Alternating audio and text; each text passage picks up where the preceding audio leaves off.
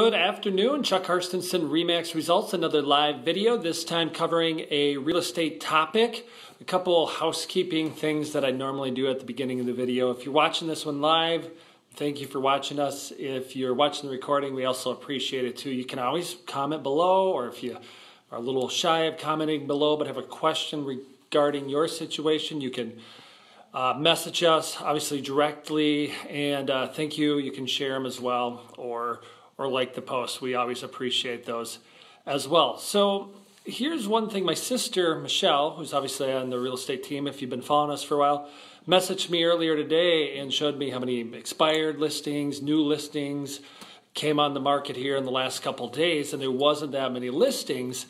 And it really made me think that I should do a video on 3 reasons sellers should not sleep on the fall market.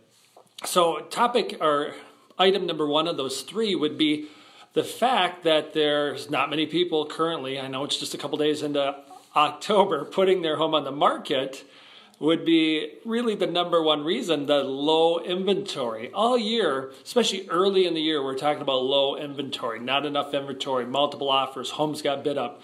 Then say in the late summer, I started to say, okay, things are leveling off a little bit, especially in that second tier homes.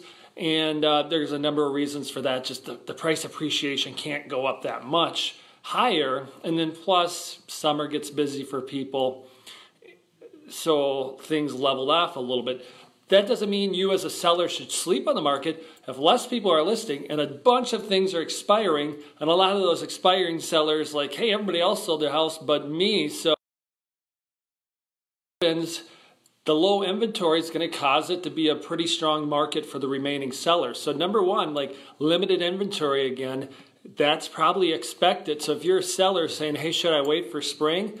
I wouldn't suggest everybody wait for spring. There might be circumstances to wait, but I just think it's going to be back down to a low inventory because people in Minnesota start to think about not moving when it comes to selling. But the number 2 reason, we got the limited inventory. That was number 1 reason, so you should not sleep on selling. Number 2 reason, there's still a demand for buyers. Obviously, especially as first-time home buyers and people are downsizing that lower price point, super high demand yet. Even that second-tier price point also helps people move because they might be selling their first home to move up to the next home. So based on that, there's a lot of people still waiting to buy because it just didn't work out earlier this year. More than most years, there's still buyers out there hoping to get in a home, watching the market, thinking, should I do it in the spring? And then some of them shift and say, let's do it now because it's probably a little more relaxed for buying. And that's good news for the sellers who do put it out there.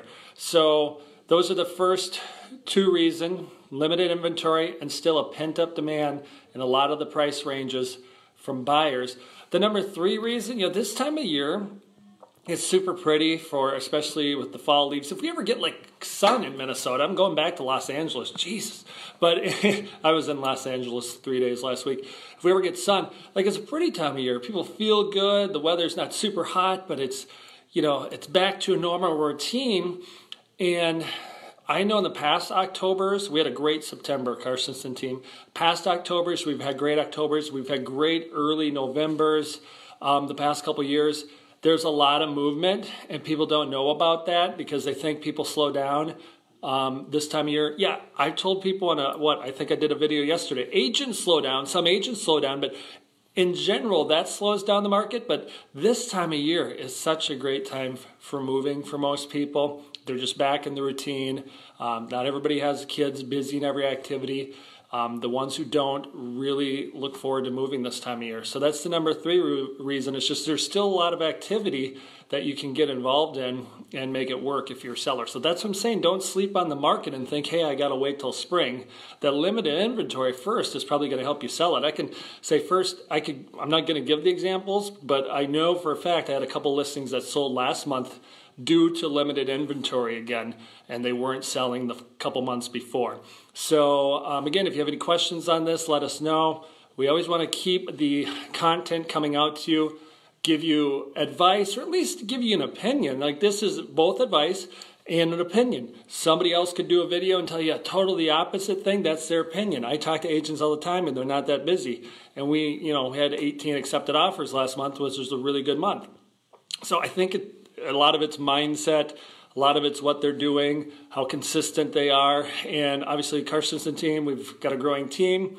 We're out there working, we're out there helping people, we're out there giving you advice and content and not asking for anything in return other than we're happy to help you. You can always reach out to us. So have a blessed day. Thanks for watching, and don't sleep on this fall market, sellers.